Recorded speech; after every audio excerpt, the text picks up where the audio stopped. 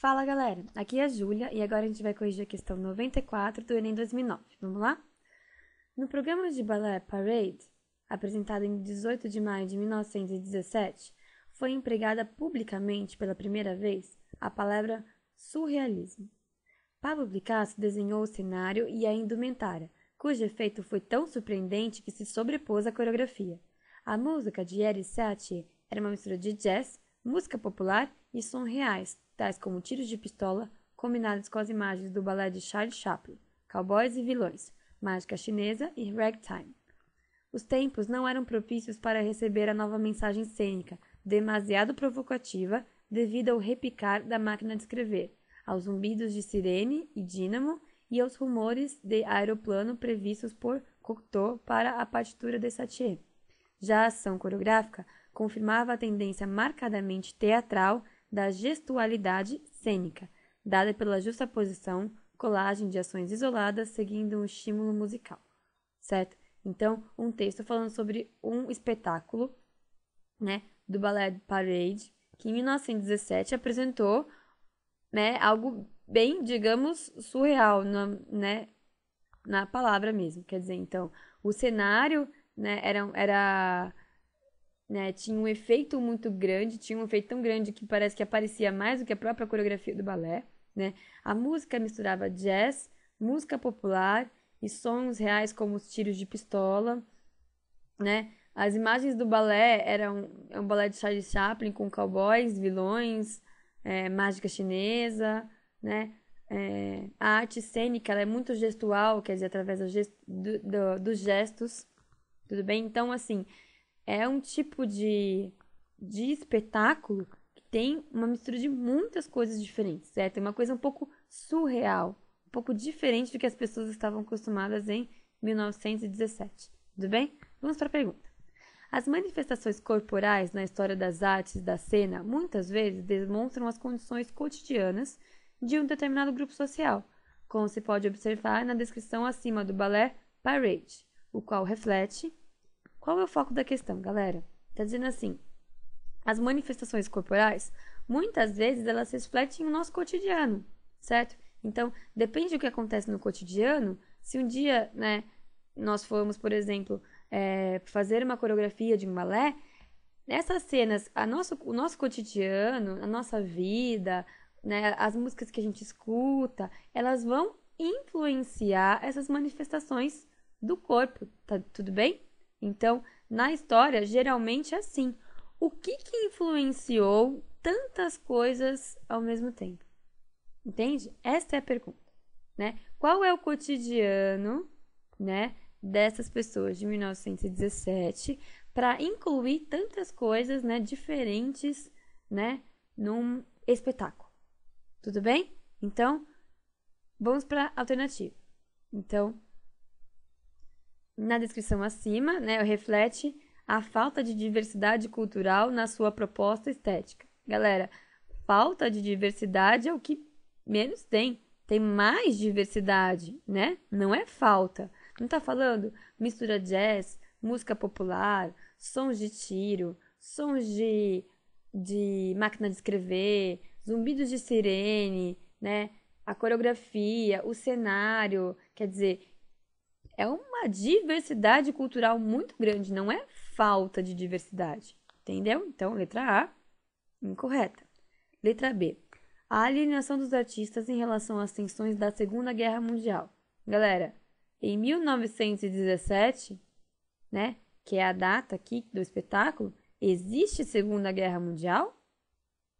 Em 17 existe a Primeira Guerra Mundial, não a Segunda. Tudo bem? A segunda começa em 1939 só e vai até 1945.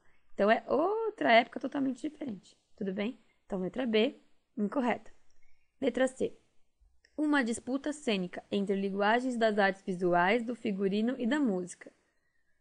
Bom, mesmo que, né, para as pessoas, né, o efeito do cenário foi tão surpreendente que se sobrepôs à coreografia, a gente não pode dizer exatamente que existe uma disputa cênica, como se, né, para dizer o que é melhor, né? Então, na verdade, as artes visuais, o figurino, a música, o cenário, Eles estão fazendo parte de um espetáculo só. Entende?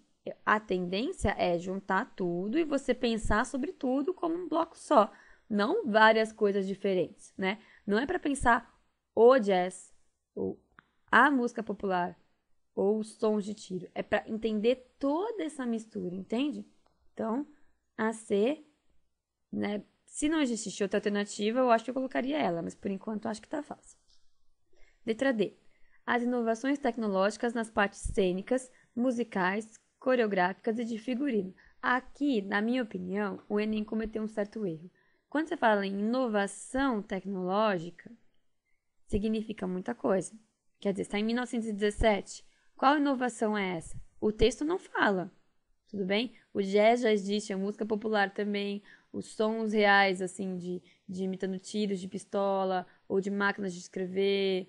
Quer dizer, talvez a respeito do aeroplano, tudo bem? Mas não existe nenhuma inovação tecnológica, tudo bem? Para mim é mais uma inovação técnica do que tecnológica, né? Novas técnicas de dança, novas técnicas de música, novas técnicas de cenário, tudo bem? Então, são essas novas técnicas nas partes cênicas, musicais, coreográficas, figurino, cenário, essas inovações que levam a pensar essa ideia de que está tudo junto misturado, certo? Então, eu não concordo sinceramente com a ideia de tecnológica, porque ele não fala no texto, tudo bem? Mas a letra D tá, digamos, falando sobre as inovações, né? Cênicas, musicais, que é exatamente o que acontece, né?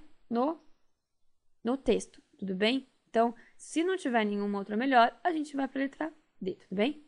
Vamos para a letra E. Uma narrativa com encadeamentos claramente lógicos e lineares.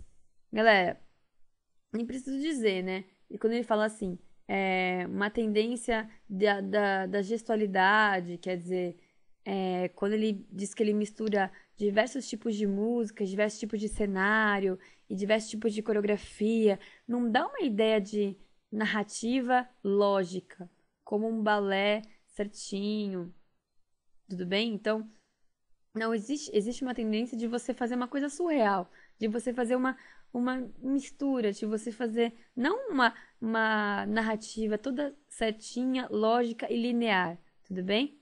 Então, nesse sentido, letra E, incorreta.